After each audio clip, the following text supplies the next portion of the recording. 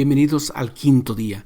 Vamos a analizar los siguientes puntos. Sentencia a Jesús, efectos políticos y religiosos de la muerte de Jesús y el interrogatorio a Jesús.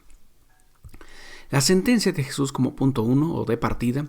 Jesús se va ganando enemigos por su forma de proceder, de hablar y actuar en todos los niveles de la sociedad judía de su época, por desestabilizar las creencias y las maneras de observancia de la ley, así como muchísimos otros seguidores. Sus acérrimos enemigos son los fariseos, los saduceos, el Sanedrín, escribas, sacerdotes del templo, entre otros. Jesús desestabiliza principalmente dos estructuras muy fuertes entre los judíos de la época. Por una parte, la ley, y por otra, el templo. Vamos a ver la ley. Jesús rompe la ley, come con pecadores, recaudadores de impuestos, impuros, publicanos, prostitutas, entre otros. Los fariseos lo critican e incluso a sus seguidores cuando le dicen, todos ayunan y ustedes no, ¿por qué? ¿Sí? Hay que tener en cuenta también que el 70% de las leyes que observaban los fariseos eran alimenticias, que lavarse las manos hasta el codo antes de comer, etc. La regla era que la persona que se junta con todo ese tipo de personas, pecadores, se hace impuro como ellos. Veamos Marcos 7. Entonces, este hombre, Jesús, no puede ser un hombre de Dios, un hombre santo, porque se junta con pecadores y se contamina. Otra parte, cura en sábado, rompiendo con la observancia del sábado. Corta el trigo a los discípulos en sábado, corrige la ley. Esto no va. Como punto 2, el templo. El pueblo sabe que Dios les ha perdonado sus pecados a través de sacrificios de animales en el templo. Jesús agarra latigazos a los vendedores del templo, podemos leer en Juan 2, 13 y siguientes. Cristo modifica la imagen de Dios con el Hijo pródigo y critica el sistema sacrificial del templo porque se ha hecho un mercado de ganancias. O sea, ahí se crean enemigos. Jesús manda a destruir el templo y en 3 días lo reconstruirán. Le dicen, oye, ¿cómo? No es posible. Así que vamos al punto número 2, que son los efectos políticos y religiosos de la muerte de Jesús. Y en efecto, el ordenamiento hasta ese entonces vigente, las dos dimensiones, la política y la religiosa, eran de hecho absolutamente inseparables una de otra. No existía ni uno solo, lo político solo, ni lo religioso solo. Así que el templo, la ciudad santa y la tierra santa con su pueblo eran realidades puramente políticas, pero tampoco eran meramente religiosas. Eran una sola cosa. De tal manera que cuando se trataba del templo, el pueblo y la tierra, pues hacía defensa del pueblo. Estaba en juego el asunto religioso y la política y sus consecuencias religiosas. Así que defender el templo y las naciones en cuestión es un asunto religioso, porque ésta amenaza el templo y el pueblo. En este sentido, en la decisión de dar muerte a Jesús, se produce una extraña suposición de dos aspectos. Por un lado, la legítima preocupación de proteger el templo, o sea, nos quita el templo, nos quita la identidad y por consecuencia el pueblo, se elimina el pueblo, perdemos la historia. Por otro lado, la dimensión egoísta de poder por parte del grupo dominante, que termina finalmente con la destrucción del templo en el año 70 después de Cristo. Vamos a ver la pena de muerte religiosa para Jesús por blasfemia. Según Marcos, la pregunta del sumo sacerdote reza así: ¿eres tú el Mesías, el Hijo del Bendito? Jesús responde: sí, lo soy, y veréis que el Hijo del Hombre está sentado a la derecha del Todopoderoso que viene entre las nubes del cielo. 14:62. Para el sumo sacerdote y los demás allí reunidos, la respuesta de Jesús cumplía con cualquier caso, o sea, los requisitos para la blasfemia. Y Caifás se rasga sus vestiduras diciendo: ha blasfemado. Mateo 26:65. El gesto del sumo sacerdote de rasgarse las vestiduras no es fruto de su propia irritación personal, sino que está prescrito al juez en funciones como signo de indignación que oye una blasfemia. Por eso. Ahora, el interrogatorio de Pilato llamó a Jesús y le dijo: ¿eres tú el rey de los judíos? Respondió Jesús: ¿dices eso por tu cuenta o es que otros te lo han dicho de mí?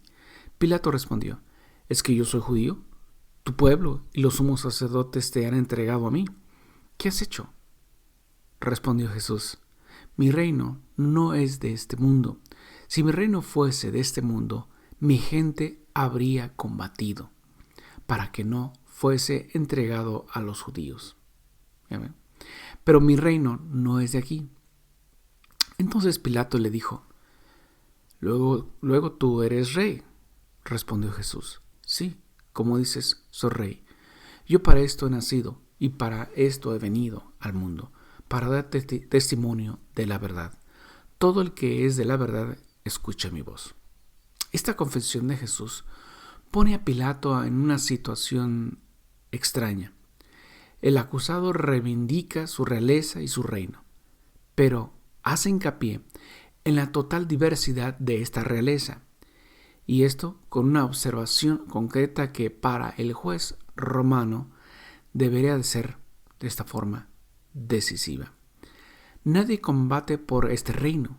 Si el poder, precisamente el poder militar, es característico de la realeza y del reinado, nada de esto se encuentra en Jesús. O sea, no tiene un ejército. Por eso tampoco hay una amenaza para Roma por el ordenamiento romano.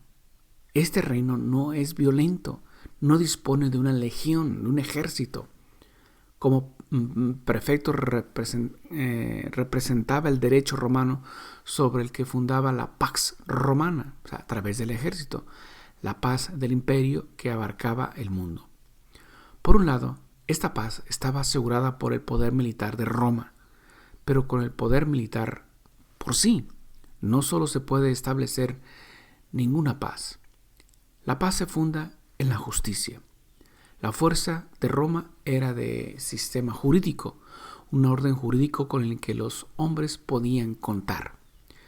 Pilato conocía la verdad de la que se trataba y en este caso sabía lo que la justicia exigía de él, o sea, de Pilato. Pero al final ganó en él la interpretación pragmática del derecho. La fuerza pacificadora del derecho es más importante que la verdad del caso, que la verdad en sí. Esto fue tal vez lo que pensó y así que se justificó entre sí mismo. Y una absolución del inocente podía perjudicar, por otra parte, personalmente a él. El miedo, eso fue ciertamente un motivo determinante de lo que hizo, pero además podía provocar también otros trastornos, desórdenes que precisamente en los días de Pascua había que evitar porque ya estaban ahí. Así que la decisión de el César estuvo basada en el miedo y su reputación. ¿Por qué? Por el hecho de que le dijeron o lo acusaron los judíos de que si tú no haces esto, te acusamos de que eres enemigo de Roma o enemigo del César. Ante este panorama de la muerte de Jesús, se han hecho muchas reflexiones a lo largo de los siglos, libros y libros y bibliotecas enteras. Ahora podemos ir en video y audio. Sin embargo, surge una pregunta. ¿Era necesario que Jesús muriera en la cruz para salvarnos? ¿Obligatoriamente?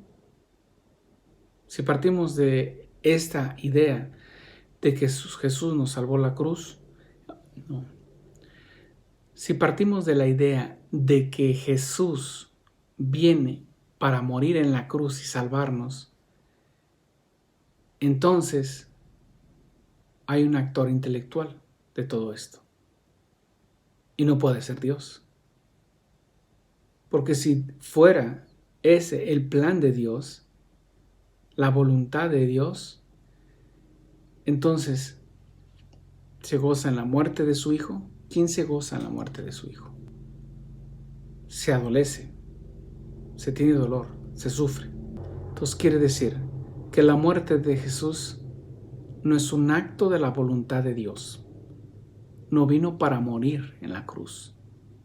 Viene para anunciar el reino. Viene para anunciar el amor del Padre, la misericordia del Padre.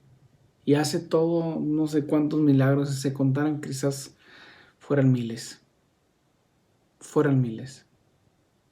A lo largo de su vida pública, lo que conocemos. No conocemos nada de su vida privada. Privada en el sentido de que todavía no iniciaba su predicación. Entonces, no es un acto de la voluntad que Dios le dice, el Padre le dice, mejor dicho, al Hijo: ve y muere y luego vienes, te resucito. No. La muerte de Cristo radica en la voluntad del hombre, en el libre albedrío, en el acto de la voluntad del hombre, no en la voluntad de Dios. Cuando se dan estos acontecimientos, que Dios no lo sabía, sí lo sabía, porque para Dios es todo presente, todo ahorita. Entonces, al venir Jesucristo y pasar por ese camino de dolor, no lo quería Él. Él tampoco quería morir. ¿Quién quiere morir? Inclusive en la oración del huerto de Getsemaní o en el de los olivos, Él dice prácticamente: si es posible, libérame. Quítame esto. Este sufrir, este sentir, esto que voy a sentir, voy a vivir. Y el Padre siempre dice: da el extra. Vamos a demostrarle hasta dónde llega nuestro amor por ellos, por los hombres. Pero la muerte de Cristo es un acto de la voluntad del hombre. Es un acto de la voluntad de todas esas personas involucradas en que muriera. No el acto de la voluntad de Dios. No nos vayamos con esa finta, porque podría, en un punto, no nos vayamos con esa confusión, porque podría, en un punto, confundirse: oh, Dios mandó a su Hijo para que lo maten y luego lo va a resucitar y luego nos salvamos. No. Eso lo vamos a ver el día domingo, en la reflexión del domingo, para cerrar la semana. ¿En qué momento se da nuestra salvación? Yo estoy convencido de que no es en la cruz. No está en la cruz la salvación. Entonces no era necesario que muriera de esa manera. Sin embargo, murió. Sin embargo, dejó fluirse, llevarse, por decirlo así, por el acto de la voluntad del hombre, hasta donde estaba, hasta donde iba a llegar y hasta donde llegó. Jesús muere por el acto de la voluntad del hombre, no por la voluntad de Dios. Sin embargo, dice: ok, vamos a aprovechar esta situación. El Padre de Jesús: vamos a aprovechar esta situación, suéltate. Vamos, estoy contigo. Porque, oye, en su carne, Jesús iba a sufrir lo que nadie imaginamos. Entonces, suéltate. Vente. Vamos a tomar este acto de maldad en un acto de redención. En un acto de amor. Este acto de maldad en un acto de amor. Suéltate. Vente. ¿Esa es tu voluntad, Padre? Hay que hacerlo. Lo hizo. ¿Dónde está la salvación? Entonces, ¿vino Cristo a morir en la cruz para salvarnos? Sí. ¿Para rescatarnos y regresarnos al Padre? Sí. ¿De qué manera? ¿Muriendo en la cruz? El morir en la cruz es un acto de la voluntad del hombre, porque estaban en juego lo que se considera una amenaza a la nación: la ley y el templo. Acabas con eso y acabas con toda la nación, con todo el pueblo. Es una identidad del pueblo judío. Vamos a ver el domingo de la reflexión, el día de la resurrección, ¿dónde se da la salvación? ¿En la cruz? No se da. Te dejo esto de tarea también. Y te invito para que estudies, reflexiones a nuestros cursos de Biblia, de historia de salvación, en el nivel básico, en el nivel intermedio y en el nivel evolutivo. Y ahí vas a aprender a estudiar un poco más a profundidad. Jesús es presentado ante Pilato. Pilato, lo que se conoce, es un hombre cruel, es un hombre despiadado. Inclusive hubo muchos reportes en la historia de que varios agentes o varias personas, autoridades de Judea, fueron hasta Roma, hasta con el emperador, para quejarse de la actitud de crueldad de Pilato. Entonces, era muy conocido en ese aspecto. Sin embargo, lo llevan ante Pilato. Llamó Jesús y le dijo: ¿eres tú el rey de los judíos? Respondió Jesús: ¿dices eso por tu cuenta o es que otros te lo han dicho de mí? Pilato respondió: ¿es que yo soy judío? Tu pueblo y los sumos sacerdotes te han entregado a mí. ¿Qué has hecho? Jesús respondió: mi reino no es de este mundo. Si mi reino fuese de este mundo, mi gente habría combatido para que no fuese entregado a los judíos. Pero mi reino no es de aquí.